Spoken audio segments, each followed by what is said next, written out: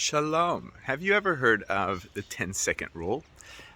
If you have, you know what I'm talking about. If not, I'll tell you what it is. I think at least that's what it's called. Uh, Sometimes when people could be having conversations with each other and you finish that conversation and you've got something to say about that person. You're not quite happy or you think that they're quite off. You wait 10 seconds until they've left, until you go ahead and say what it is that's on your mind. And I'm not endorsing this as a good practice necessarily, but I was always told that that's what the 10-second rule is. And I tell you this because there's a really interesting verse in this week's Parsha that says, and I quote, "Do not curse the deaf."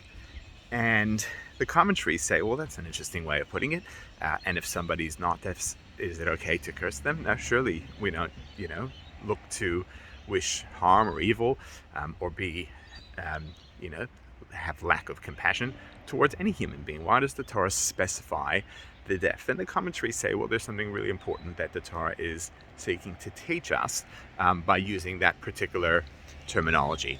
And that is that more so than the negative impact that, using bad language or wishing harm upon someone has on the person that is on the receiving end of that, who might hear that, it is also destructive, and perhaps equally or even greater so for the person that's wishing that or sharing that thought, and can be quite harmful and negative.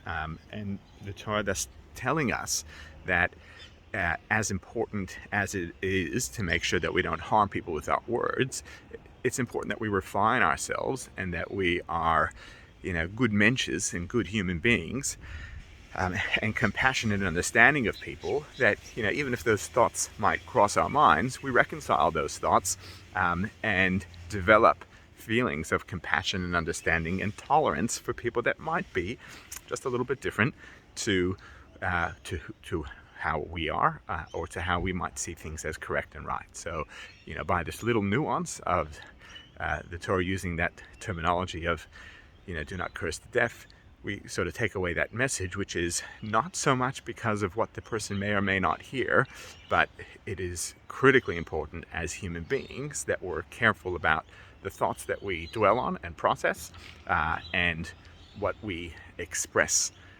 towards other human beings. So have a beautiful Shabbos, and wish all of those around you a beautiful Shabbos as well, and think and say wonderful things about them.